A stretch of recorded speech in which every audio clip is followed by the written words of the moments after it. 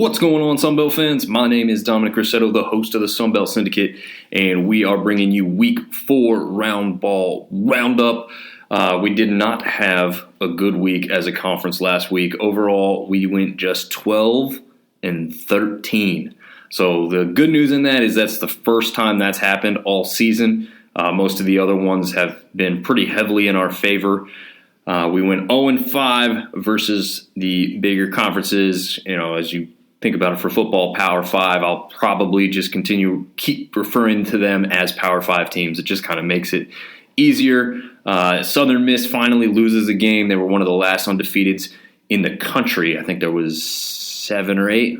Might be getting that number wrong, but it was close. It was just a few teams left. They were one of them. They finally go down. Luckily, it was to a pretty decent opponent, so it's not like it's a real bad loss, but, unfortunately, they've been knocked from the ranks in that regard. The vast majority of the losses actually came to quality opponents for the most part. We did have some bad losses, but I would say for the most part, they were pretty good opponents, so it's not like all of a sudden those games we had against NAIA teams and possible Division II teams towards the beginning of the season have been all of a sudden beating Sunbelt teams.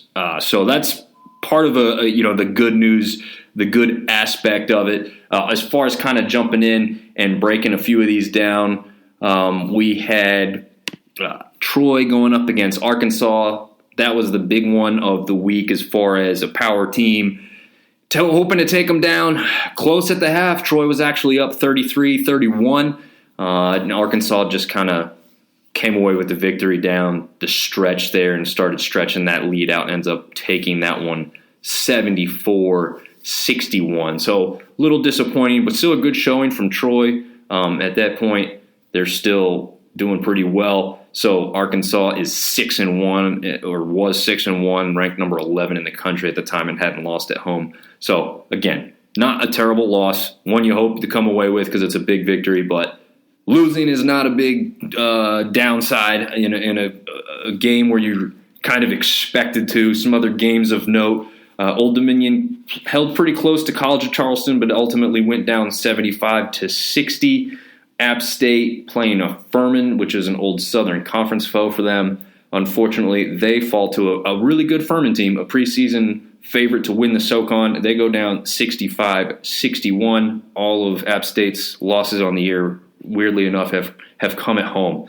Southern Miss, they were winning at the beginning of the week. They were held to only 64 points by Montana, but they still won that one by 10 points. Louisiana goes over the century mark against Loyola. Let's see a couple other games to note. UNC Wilmington and Coastal Carolina. UNC Wilmington is a very good team. They've played some good opponents. Their only losses are to big teams. So to lose that one, again, that's a quality opponent. But when you see it's only a 2-point game, Coastal Carolina, that's, what is that, a 2-hour drive between the two of them? Maybe even less than that. Maybe it's like an hour or so. So that's one of those regional ones you really want to have. So to lose that one does hurt, especially for Coastal fans, because that's a little bit of bragging rights there in that area.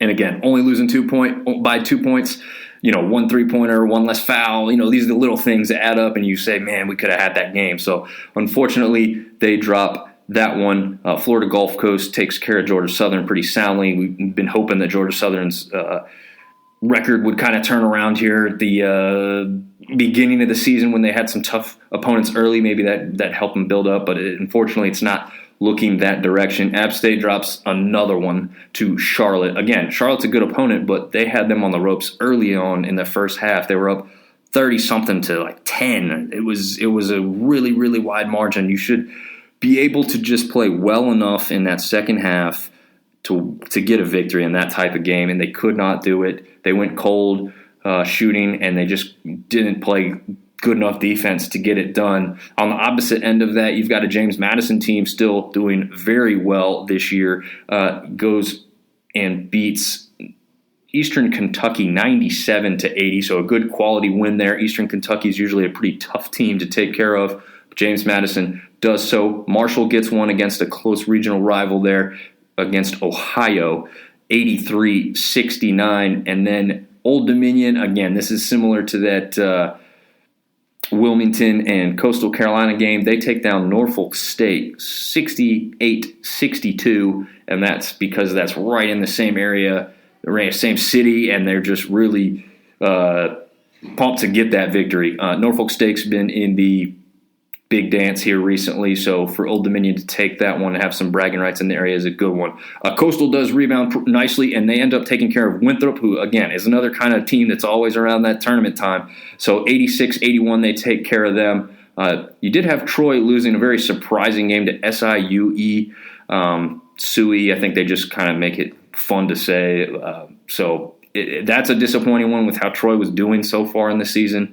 But, the biggest ones to note right here is Southern Miss going down to Northwestern State, the team down there in Louisiana. They have a player, man. I'm going blank on his name. It's something like Smith or something like that.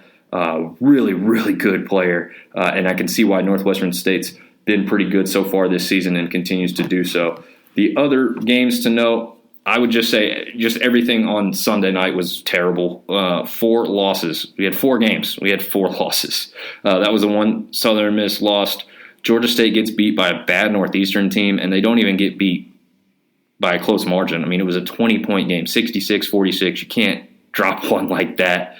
South Alabama goes down to UAB. Now, UAB on the opposite side is a very quality opponent. So to lose that game is not the biggest deal, but again, you've already had 2 losses for the conference on the night. You hope somebody come out with a win, but the last chance for that was Rice at Texas State, and Texas State just kind of struggling, man. One of the preseason favorites to take it, preseason player of the year with Mason Harrell, and they're barely over 500 at this point in time. So it's an interesting look. We'll just jump into some of these other things of note right now in the conference. Malcolm Farrington for Arkansas State is number 4 nationally in 3-pointers per game. So he's really started to come alive here and play really well for Arkansas State, and they sit pretty well at 5-3 so far on the year. Issam Mustafa, it's a fun name to say, for Coastal Carolina, he's number 8 in rebounds per game nationally. As far as Mason Harrell, I talked about, he's having a pretty decent year, but nothing that kind of puts him head and shoulders above the rest of, a lot of the better performing players in this conference. But I will say, look out for freshman Mika Handlogden.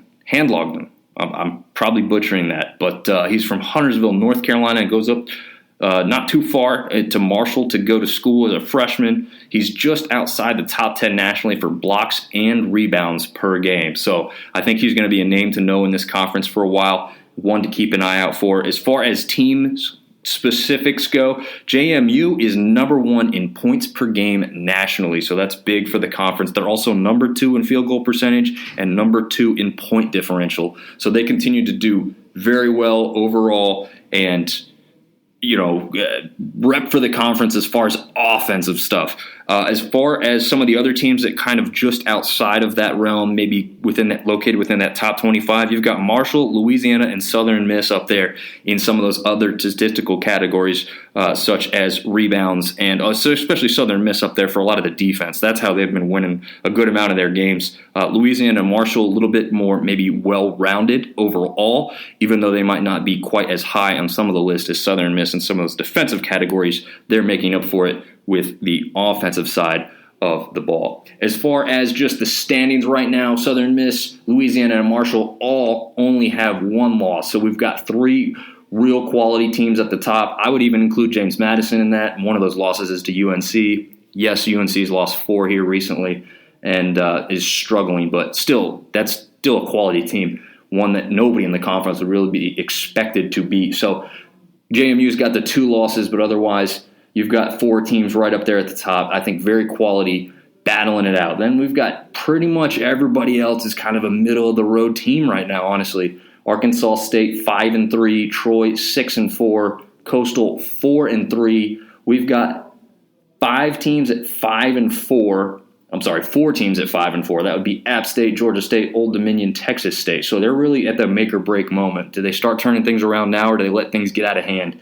And then you've got some teams that look like they may be bringing up the rear as far as this year is concerned. We'll see if they can turn it around as well. That's Georgia Southern sitting at 4-4, and South Alabama and UL Monroe sitting at 3-6.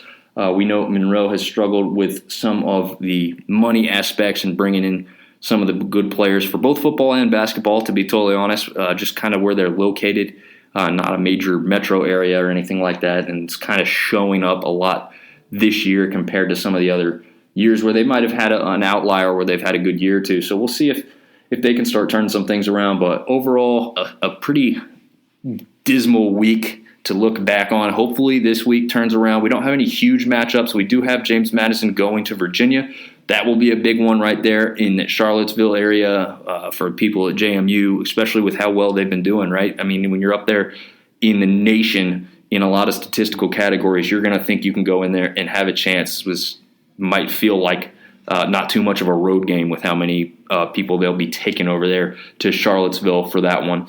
We've got a couple other interesting matchups. Wofford at Georgia Southern. That's an old Southern Conference rival as well. And William and Mary at ODU. Again, that's kind of one of those regional ones that they're going to want to get back in line with how they think they could be doing. They've had some good games, but they don't have a great record overall. They're one of those 5-4 teams I just spoke about. So we'll see if some of these teams can get these things turned around and start making their seasons count as we get closer and closer to in-conference play. I think we're still about a week or two out on that. So it's very, very important that these overall records continue to be better like they were in the first 1 or 2 weeks, and we stop with this floating with 500.